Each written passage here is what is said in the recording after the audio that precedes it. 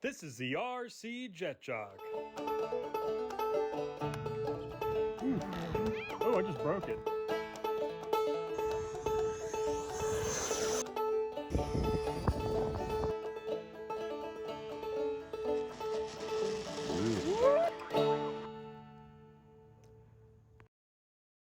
As I had mentioned before, Horizon Hobbies really came through for us.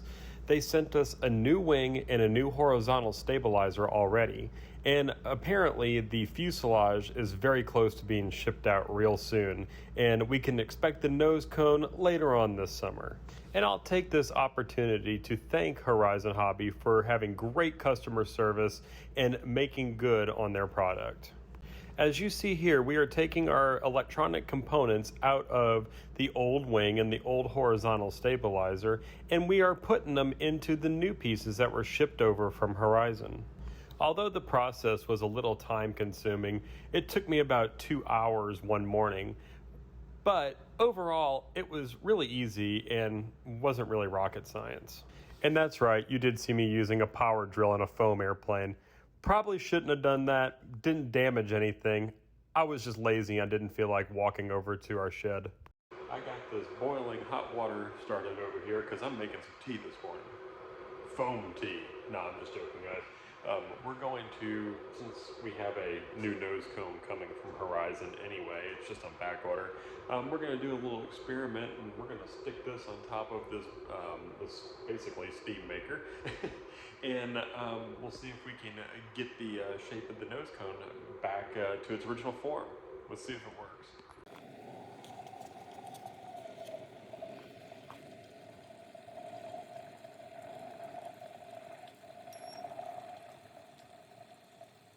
Alright guys, got this out of the boiling water. If you look underneath, all of our foam beads are back and inflated again.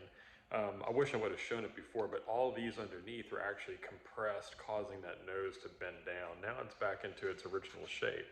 Now, normally whenever you boil these things, the beads get very, very, very big. So I thought, why not just throw it in the freezer for a little bit? And I did that, and it was still swollen, but just trying something new, I went ahead and slid my thumb across the inflated beads, and after being in the freezer just for about 10 minutes or so, the beads collapsed and actually went back to their normal size, almost a smooth finish. So I don't think that's anything that a little filler or some lightweight spackle couldn't knock out. So I think I'm feeling pretty confident that this is going to look pretty good, and I'm going to end up with 2 good nose cones. We're going to be removing decals and putty. Thanks, girls, for that intro. As you can see, we are removing the decals and prepping the airplane for primer. While we were prepping the airplane for primer coat, I actually skipped a pretty significant step. We will go more into detail about this skip step when I'm giving you my final thoughts of this project. Now it's time to bust out that lightweight spackle and fill all those little cracks and divots in the foam. Chicken girl? Mm-hmm. Really? How am I going to use my hands? So why'd you decide to do this and not continue on the airplane?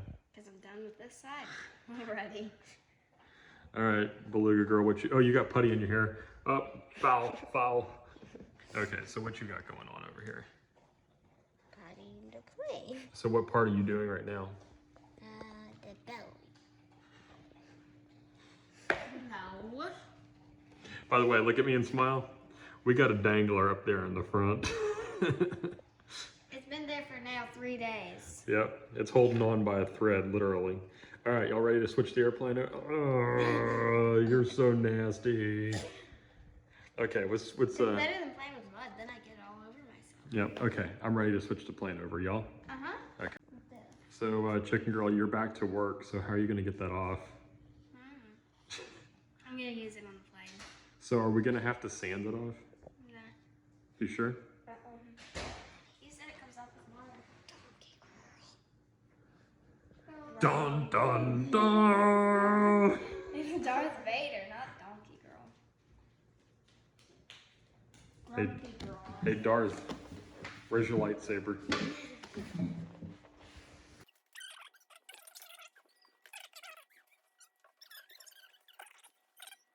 Finish this crack up.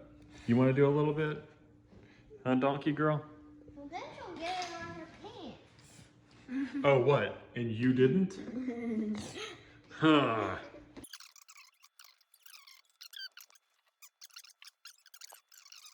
So the next morning, I woke up early and I sanded down all of our patches that we made with the lightweight spackle. I used 180 grit sandpaper.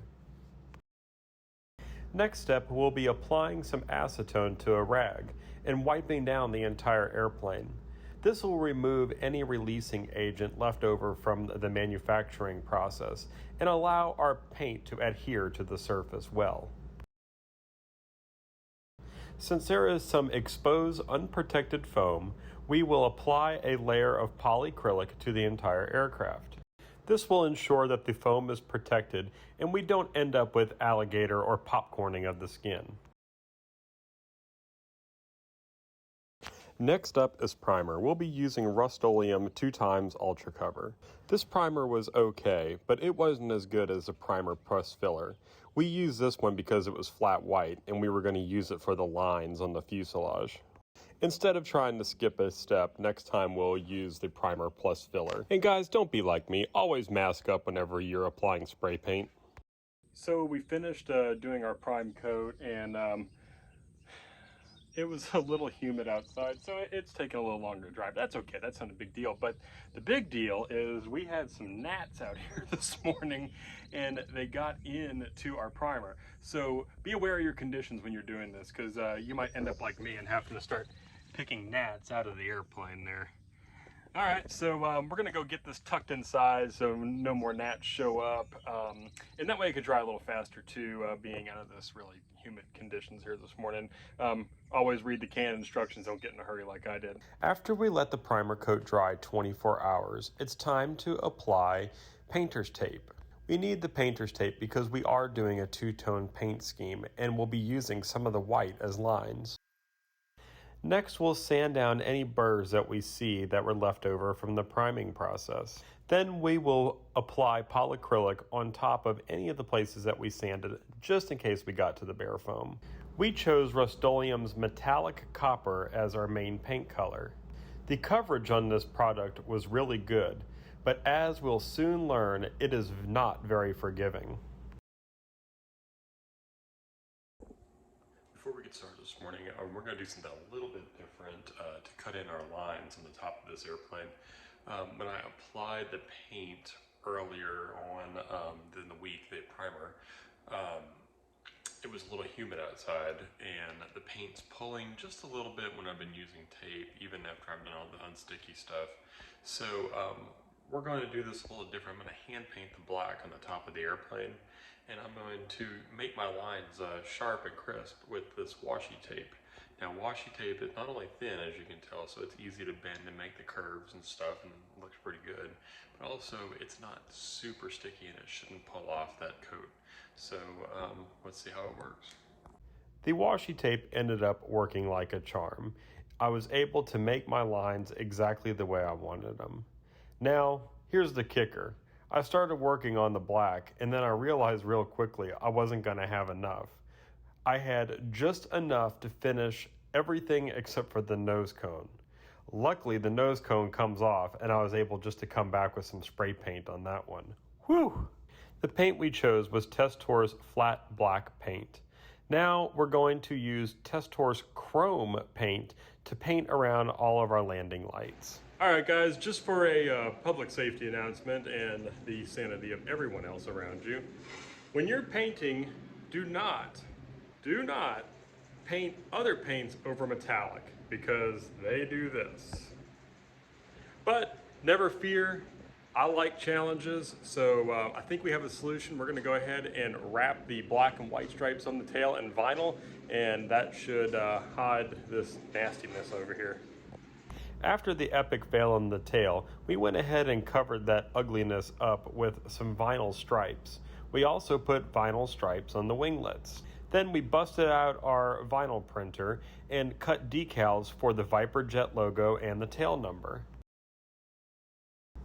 Now we're applying polyacrylic to the entire airplane. It ended up using 3 coats to get the desired luster that we wanted over the airplane.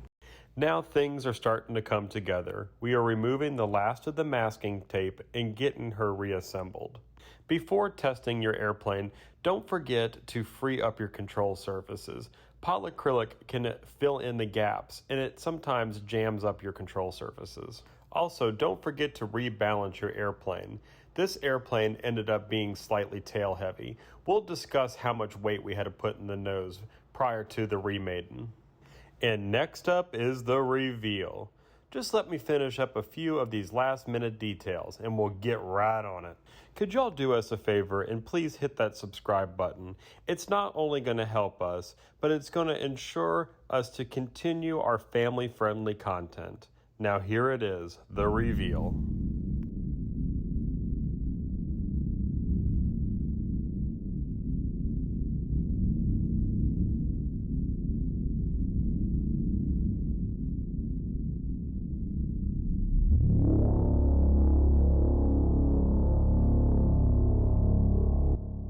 Now, earlier I had mentioned that we forgot a step. We actually forgot to put lightweight spackle where all of the decals were. So when the decals were removed, it actually removed chunks of foam, so you can kind of see some pitting in the finish. All in all, we were very happy with the finished product of this aircraft.